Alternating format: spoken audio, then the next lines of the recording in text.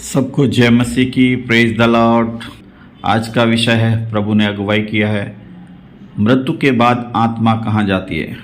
Bible के अनुसार हम इस सत्य को जानेंगे।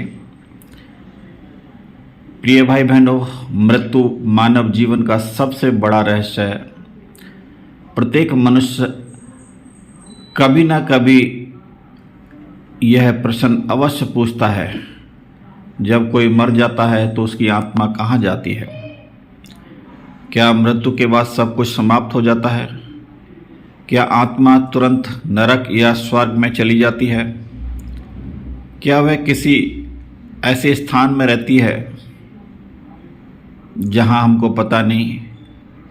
क्या पुनरुत्थान और अंतिम न्याय के बीच में कोई अंतर है? इन प्रश्नों के आज हम सवालों को बाइबल के अनुसार जानेंगे।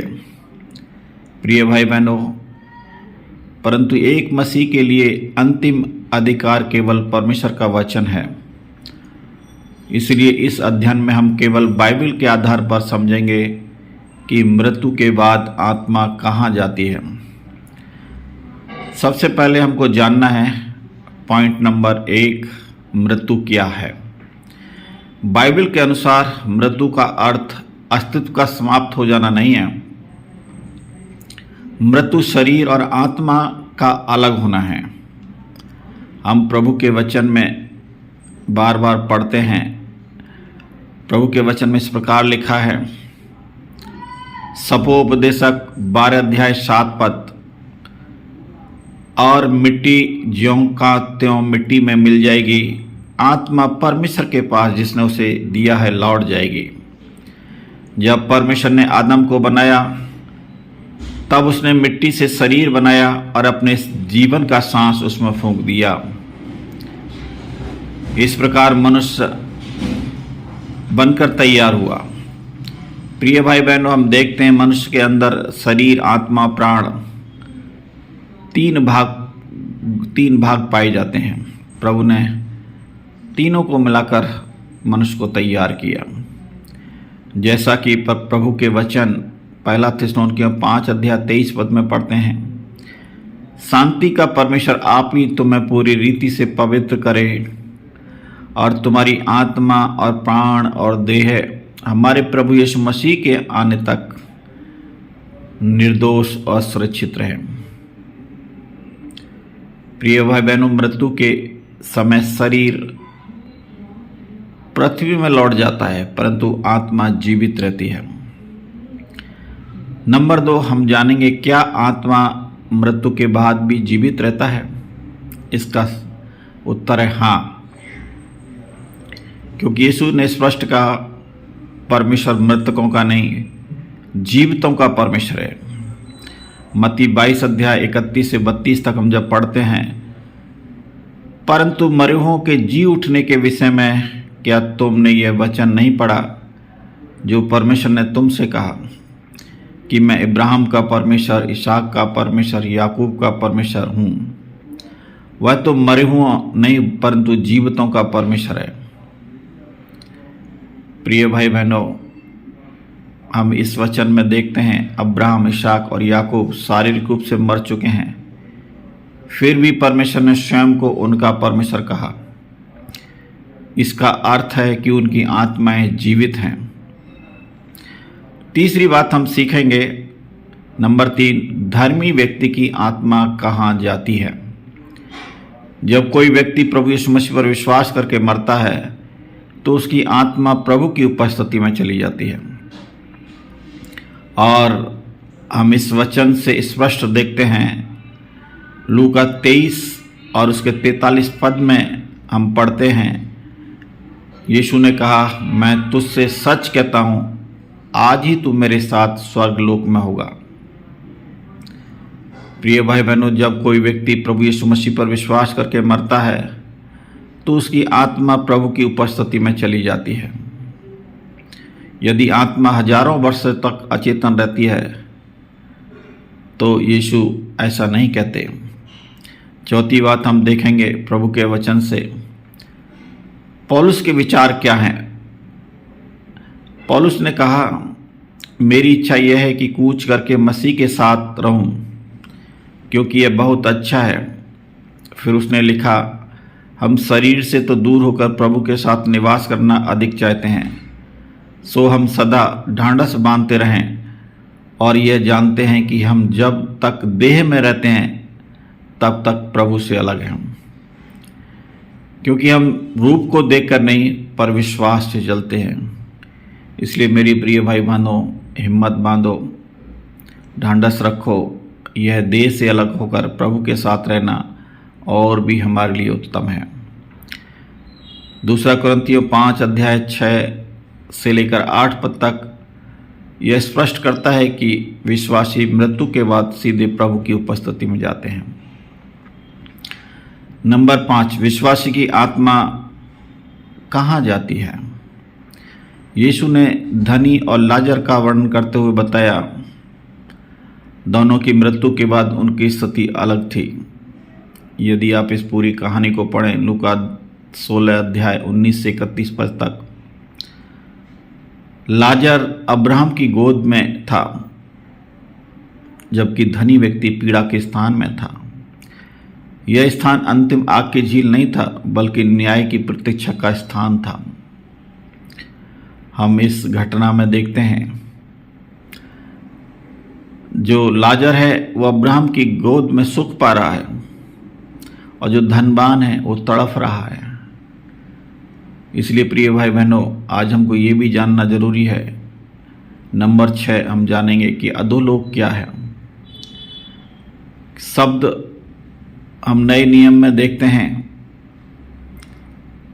कि मृत्यु के बाद विश्वासियों के लिए एक अस्थायी निवास स्थान का प्रयोग होता है,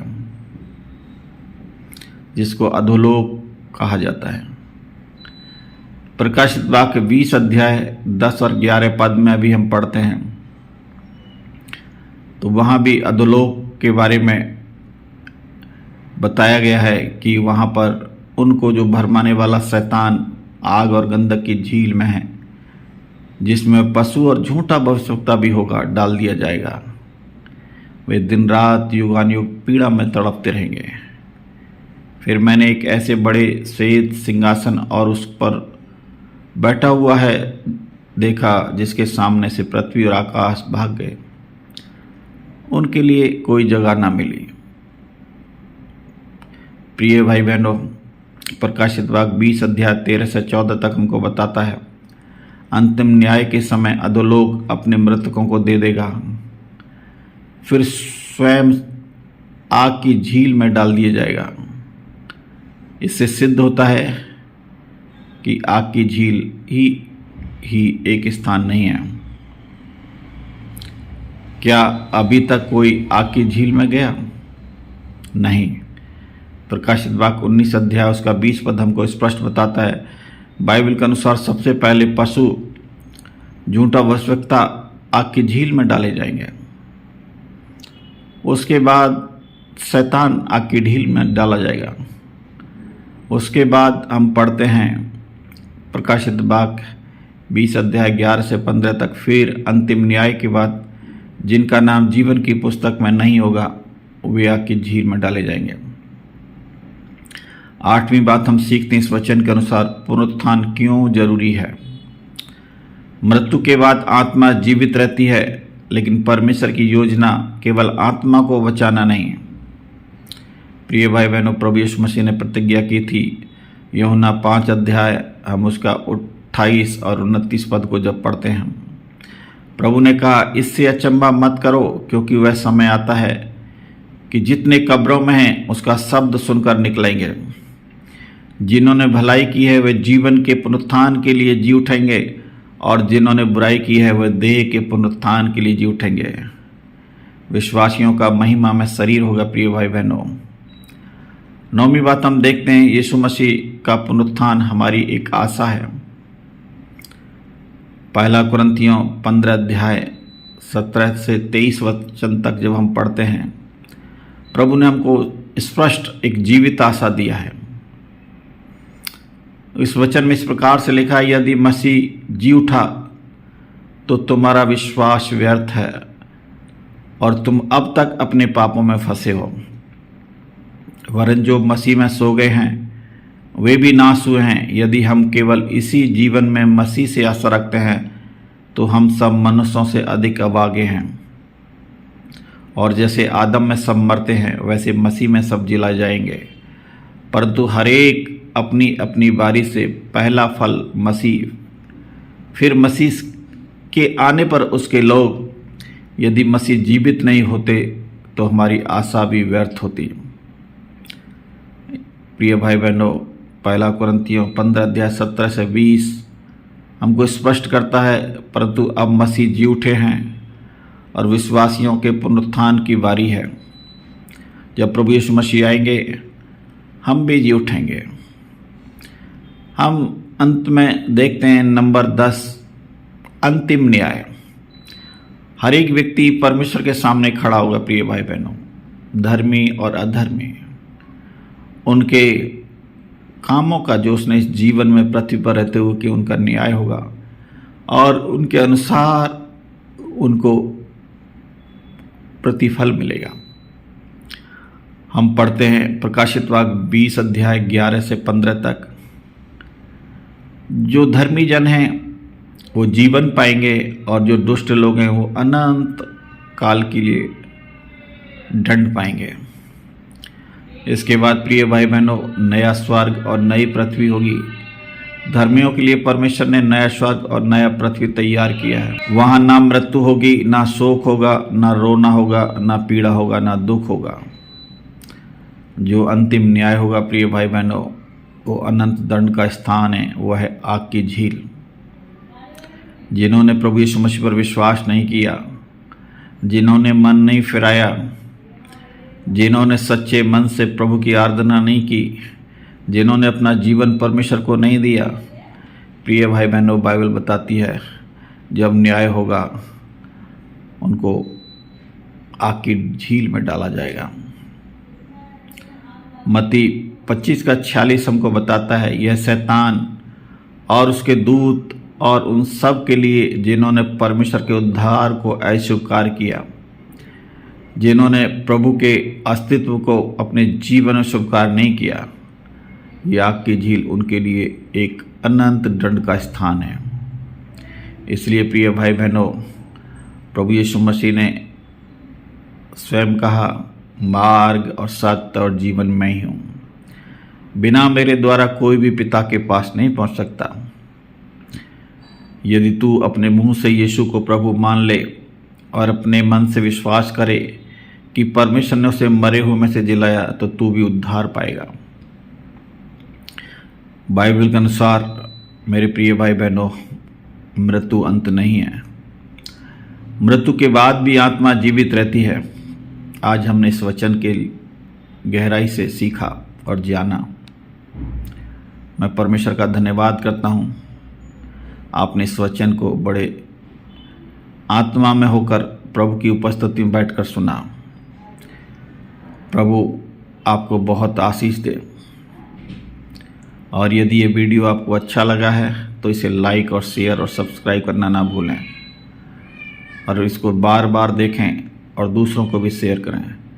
सबको जय मसीह की। Praise the Lord.